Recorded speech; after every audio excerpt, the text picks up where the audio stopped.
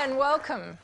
Anti-Islamic sentiment is on the rise across Europe and the United States.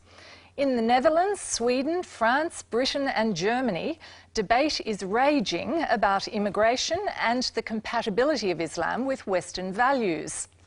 The latest foiled terror plot originating in Yemen has done nothing to quell people's fears. In the United States, anti-Islamic sentiment is higher now than after the September 11 terror attacks. Recent polls show nearly half of Americans hold unfavourable views of Islam. So what's driving this increased hostility? That's what we're talking about tonight, and you can join us via Facebook and Twitter as well. Welcome everybody, good to have you all here. I'd like to start by going to the United States and to you, Reza Aslan, in Los Angeles. You're an American Muslim, you were born in Iran. Why do you think anti-Islamic sentiment is higher now than immediately after September 11? Is it related to these foiled terror plots, or is it something deeper than that?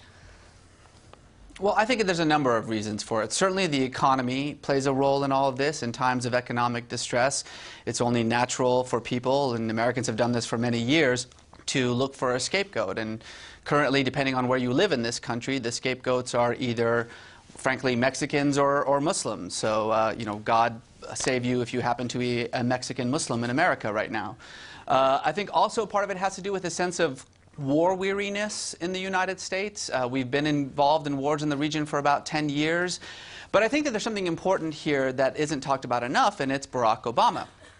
1/5 of Americans, 20%, believe that Barack Obama is himself a Muslim. And in fact, amongst Republicans, that number is almost 40%. Polls show in this country that the more you disagree with Barack Obama's domestic policies, the more likely you are to think that he's a Muslim. The reason I bring this up is because what's happened in the United States is something that's already happened in Europe, and that is that Islam has become otherized. It's become a kind of receptacle into which fears and anxieties about the political or economic situation, about the changing racial landscape of this country are being thrown. And this is something very common to the United States, make no mistake.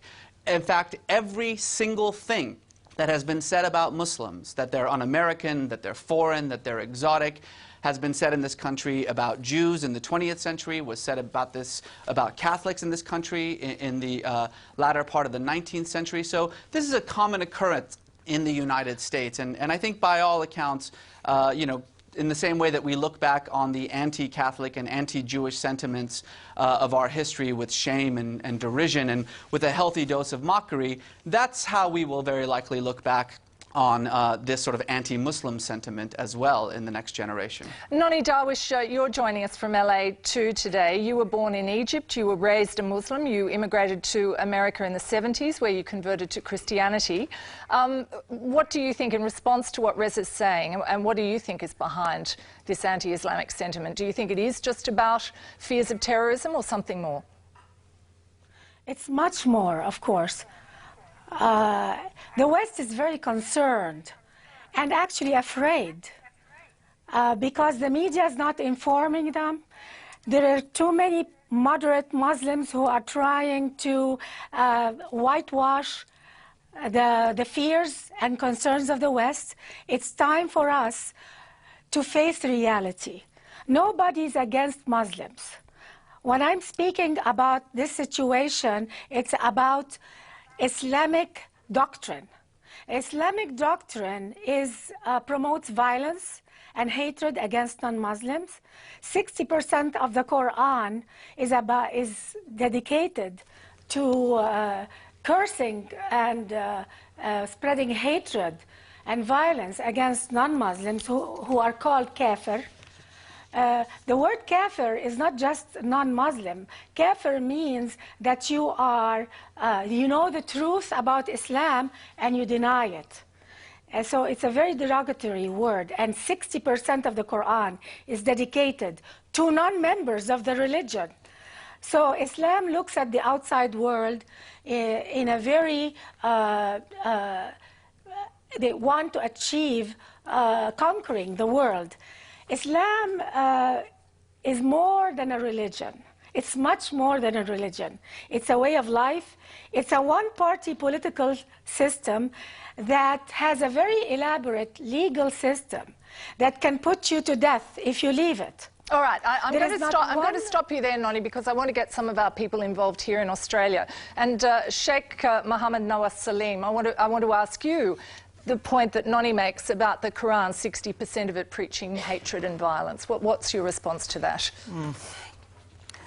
Even a non-Muslim who read the Quran would not say that. I met a Muslim psychologist who learned Quran for 10 years with these questions in his mind, whether God talks about God himself or whether God revealed this Quran. And he was unable to find anything that shows that Quran is 60% of the Quran is against non-Muslim, because Quran says that it is the rahmah, it is the blessings for alameen. It includes everyone. Now, how come a book that claims itself to be a blessings to the whole humanity address the non-Muslims in that derogatory term as Noni describes? Okay, Randa, what's your view of this? I mean, you're an Australian Muslim, you were in the US recently. This does form part of the heart of this debate about whether the Quran preaches violence, about whether there is something intrinsically worrying at the centre of Islam. What's your response to that? Well, when I was in the US, I felt that the discourse there surrounding Muslims as the other, problematizing Muslims and Islam as the other, was very similar to what we find in Australia, which is that the image of Islam is a constructed image in the West. We're starting from a point of view that Islam and Muslims, well, Islam is a violent, misogynistic, hateful religion, and that's where the debate always starts from. That presumption underlies the discourse. It's a discourse that sees nothing remotely beautiful or moral in Islam. We are plagued by a line of discourse that is utterly chaotic, it's ideologically charged, politically motivated. It makes sweeping generalizations about Muslims, as Noni has done, so that we're just one homogenous mass. So the religiously observant is lumped in with the nominal Muslim is lumped in with the radical. If we want to make sense of this mess and stop pushing Muslims into the arms of extremists, we need to make meaningful distinctions between the religion of Islam that a billion Muslims follow and see as a guidance for a peaceful, righteous, moral life, and the puritanical Islam of a minority, which so captures the media's attention. One thing I wanted to say about Noni is that with all due respect, I see her as the poster girl of Islamophobic cash cow, because really people like that are allowed to assume a heroic status as somehow, you know, escaping Islam and living to tell the tale, that they are the sort of the religious whistleblowers on Islam, precisely because there is this constructed image of Islam as a hateful religion. All right, I'll get a response from Noni to that. Noni? There is no need to any whistleblower. I mean, the Quran is there. We don't need a genius. You don't need to be a genius or a great thinker to read those verses. For example, وَأَعِدُّوا لَهُم مَا اسْتَطَعْتُم مِّن قُوَّةٍ وَمِن رِبَاطِ الْخَيْلِ تَرْهِبُونَ بِهِمْ عَدُوَّكُمْ. I mean, what? It's promoting terrorism. Can you translate? Noni, you'll have to translate that for a lot of the people listening at home. Yes, what does it say?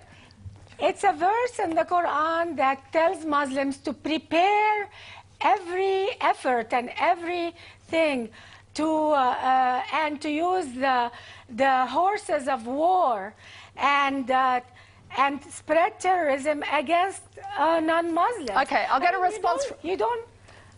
I'll get a response from Reza about this. It's all over the Quran. It's all over the Quran. All right, Reza, your response to that, to what is in the Quran? Well, first of all, I have to say that it's a weird feeling to have to respond to a Christian leader of an anti-Muslim organization. It would be like having to respond to a Muslim leader of an anti-Jewish organization about Judaism. So the whole thing is kind of weird. But let me just say that it's kind of convenient to simply pick and choose whatever violent bits and pieces one finds in the Quran and ignore the equally important verses that talk about compassion and peace. There's nothing strange or unusual about the Quran. The same Torah that gives us the 10 Commandments also commands the Jews to enact genocide upon every non-believer of Yahweh. The same gospel that tells us to turn the other cheek also says, Jesus says that I've come to bring the sword and not peace, and that he who doesn't have a cloak should sell his cloak and sell and buy a sword. The thing about Scripture is that it always talks about war and peace, love and hatred, compassion and bigotry. That's why it's important. That's why something that was written 5,000 years ago is still read today, because it could be understood however you want to. Only an ideologue or a bigot would choose to only focus on one part of Scripture and ignore the other parts. Okay, I'd like to get a feel from some non-Muslims in the audience here about how they view Islam, because I'd like to get a sense of that from some of the people here. Marco, what do you understand about Islam? I'm born and raised in Egypt as a Christian. So the problem is it doesn't give me comfort in knowing that when they're getting taught from a young age is that to hate specifically Christian and Jews, or doesn't give me comfort in knowing that they basically memorizing in the Quran how to fight me till I believe or else. Okay, Amrish, what about you? You're a Sikh. What's your view? Well, I believe that, religion is an institution.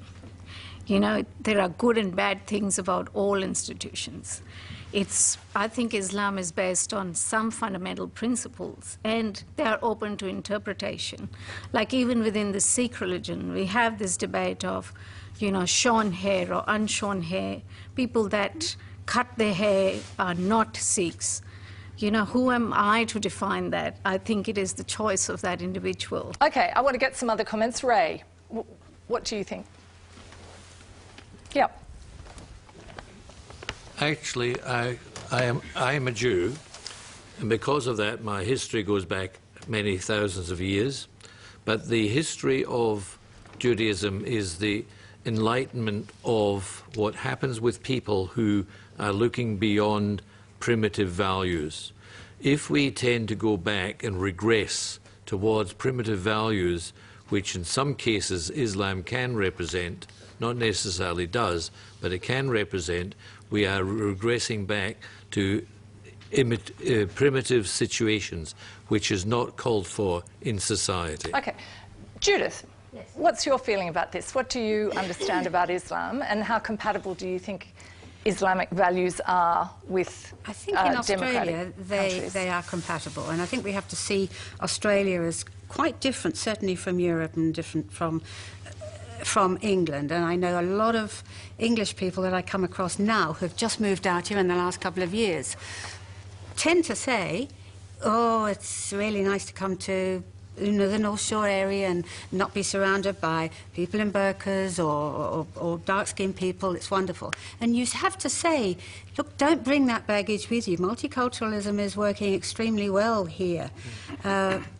And so you must leave that behind, see where Australia sits geographically as opposed to where England sits geographically, and say this is a totally different situation here. Right? Australia is a very young country, 200 years old, and most of the people that make up Australia have come from other places. And over those 200 years we've had a very peaceful existence in Australia because everyone has a tolerant attitude to new ideas and to different ideals. But we have one main ideal, which is the strength of a democracy. And because we have this democracy, we allow diverse attitudes and ideas to be espoused. And may I say that just the fact that we have an SBS broadcasting system which allows those ideas to be promoted throughout the nation is fantastic. And that the more we know about other people and beliefs, the better it is for Australia. Okay, we didn't set that up either.